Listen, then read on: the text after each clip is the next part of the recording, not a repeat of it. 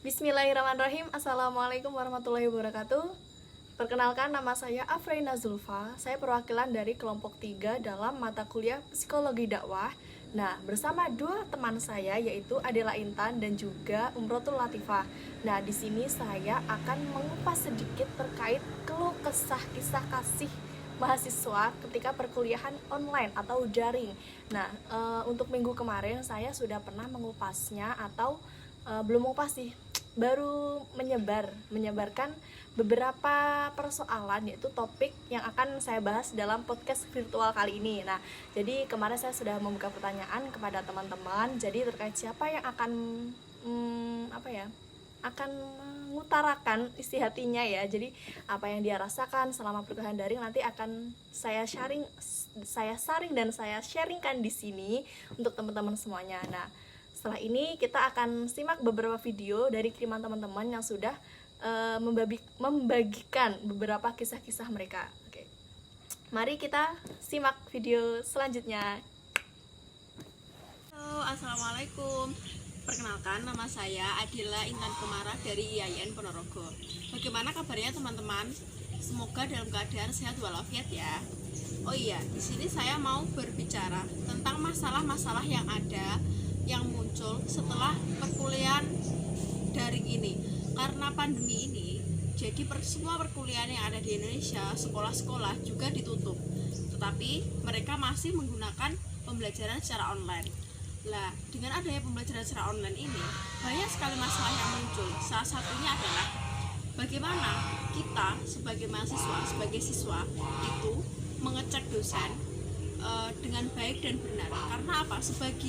Ada beberapa dosen, ada beberapa guru yang kalau dicat oleh mahasiswa, bahkan siswanya itu tidak membalas, padahal kita sangat butuh sekali. Mohon pencerahannya ya. Terima kasih. Oke, kembali lagi dengan saya. Nah, tadi kan kita udah melihat ya video yang pertama, yaitu dari sahabat kita atau teman kita yang ada di Ngawi, yaitu Mbak Adela Intan Kumara. Nah, terima kasih Mbak Adela. Nah, Mbak Adela itu tadi di kisahnya seperti ini. Jadi dalam perkuliahan kan kita kan daring ya, online ya teman-teman ya. Jadi ketika online secara langsung kan kita perlu komunikasi dengan dosen. Nah, secara langsung kan komunikasinya pasti virtual ya, melalui WhatsApp, bisa email atau bisa Telegram atau bisa DM ya. Nah, tapi ini tadi melalui WhatsApp ya kata Mbak Adela. Nah, jadi gini, kenapa sih kok ketika mahasiswa itu nge-WA dosen tapi kok gak ada balasan kayak gitu? Nah, itu kan pasti tanda tanya. Nah, dari sini saya memberikan jawabannya. Jadi entah itu jawabannya itu kan, jawaban di sini relatif ya, benar atau salahnya. Nah, jadi gini, ketika kita ingin meng-SMS dosen, nah kita harus SMS juga perlu menggunakan tata krama. Nah, tata krama seperti apa? Nah, semisal ada si A ya WA gini, Assalamualaikum, mau tanya tentang nilai ya nih ya, gini, Assalamualaikum Pak, kok nilai saya belum keluar? Nah, langsung kan, coba deh bayangkan kalau kalian jadi dosen terus ada mahasiswa yang WA seperti itu, kalian kayak gimana? Ah, ini siapa gitu kan? Jadi sekarang jangan langsung to the point. Oke, kalian sudah salam tapi kan perlu mukadimah terlebih dahulu. Yang pertama, saya kasih tipsnya ya, yaitu ketika WA dosen itu jangan asal-asalan, jadi juga perlu pakai etikanya, ada etikanya tersendiri. Jadi contohnya seperti ini ya, Assalamualaikum warahmatullahi wabarakatuh, mohon maaf Bapak, mungkin Ibu, Miss, atau Ustadzah gitu kan, bisa Ustadz, Ustadzah. Nah, itu contoh, saya perkenalkan diri kalian, misal saya Iklima Silmi dari IPA B. Nah, gitu, dari IPA B. Nah, di sini apa namanya, saya ingin bertanya mengenai nilai dalam mata kuliah apa ya, kira-kira ambilnya mata kuliah psikologi umum. Nah, saya ingin menanyakan tentang nilai mata kuliah dalam psikologi umum di semester 6. Mengapa Bapak kok belum keluar? Nah, gitu. Jadi mukadimah dulu, jangan asal-asal Assalamualaikum Pak, kok nilai saya belum keluar, jangan. Jadi harus ada mukadimah dulu tadi. Assalamualaikum warahmatullahi wabarakatuh. Mohon maaf Bapak, saya Iklima Silmi dari IPA B ingin menanyakan terkait nilai UAS atau nilai UAS yang belum keluar.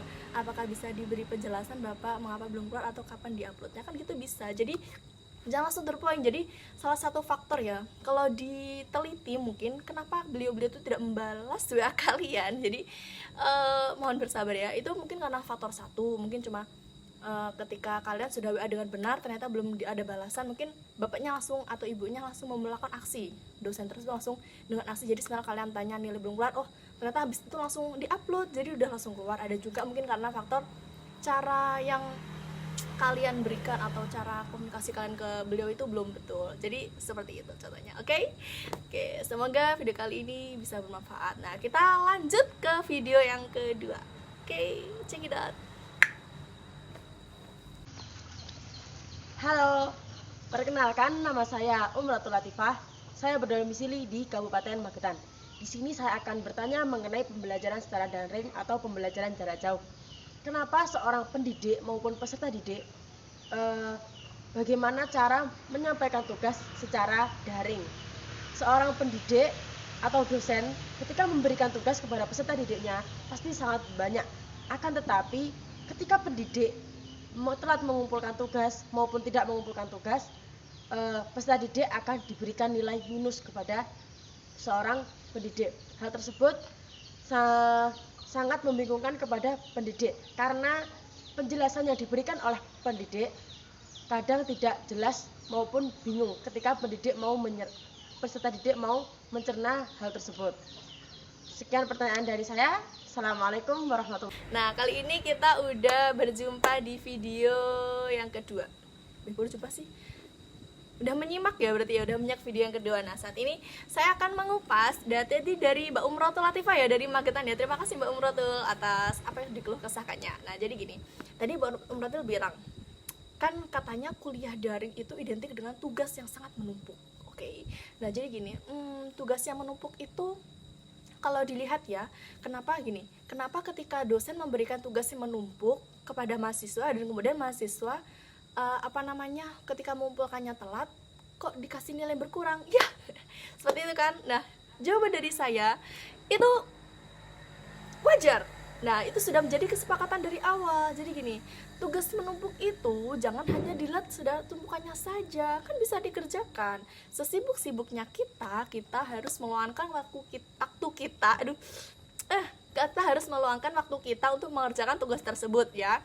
Jadi semisal gini, kalau dilihat ini yang salah dosennya apa mahasiswanya, saya juga tidak menyalahkan mahasiswa, saya juga tidak menyalahkan dosen karena saya bukan siapa-siapa. Nah, jadi gini, jadi semisal ada tugas atau suatu pekerjaan yang perlu dikerjakan, itu langsung dikerjakan teman-teman. Kalau semisal dosen memberikan nilai yang minus terhadap mahasiswanya yang telah mengumpulkan tugas, nah itu sudah menjadi konsekuensi antara dosen juga sama mahasiswanya. Jadi seperti halnya gini, kan tidak mungkin seorang siswa dimarahin oleh gurunya tanpa melakukan kesalahan. Nah, seperti halnya tersebut, tidak mungkin dosen memberikan nilai minus kepada mahasiswanya kecuali mahasiswanya melanggar peraturan yang sudah diberikan. Nah, jadi gitu.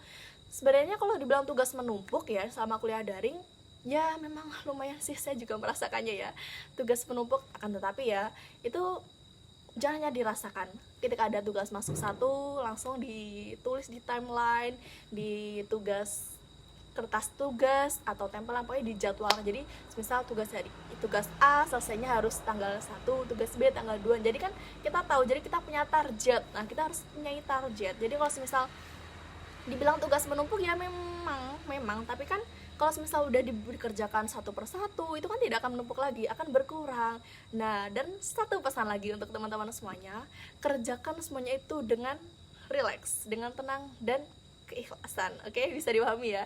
Jadi jangan terlalu dibebankan. Kuliah online tuh tugasnya banyak. Tidak, sebenarnya kalau kita nggak kuliah ya sebenarnya tugasnya juga banyak, hanya aja kan nggak kelihatan. Hanya bedanya kita bisa mengerjakan bareng-bareng di kampus ya, tapi kan kalau kuliah daring kan kita di rumah masing-masing seperti itu. Nah, jadi sama saja. Oke, dah ya. Nah, gini, jadi teman-teman ini tadi penjelasan saya yang terakhir sudah cukup ya, insyaallah ya, terima kasih. Nah, untuk podcast kali ini saya hanya mengambil 2 soal atau 2 keluh kesah dari teman-teman. Mungkin nanti di lain waktu kita dapat berjumpa lagi ya. Jadi cukup sekian podcast virtual dari saya. Jangan bosan dengan saya dan jangan lupa like, comment, and subscribe. Nah, kalau yang penting di like aja, di komen. Kalau nggak mau juga nggak apa-apa, saya tidak memaksakan. Karena saya tidak ingin memaksakan apa yang kalian tontonkan. Semoga bermanfaat. Salam dari saya, Afrina Zulfa, dan juga salah satu teman saya, teman kelompok itu adalah Intan Komara. Satunya lagi yaitu Umratul Latifah. Terima kasih, sampai jumpa. Wassalamualaikum warahmatullahi wabarakatuh.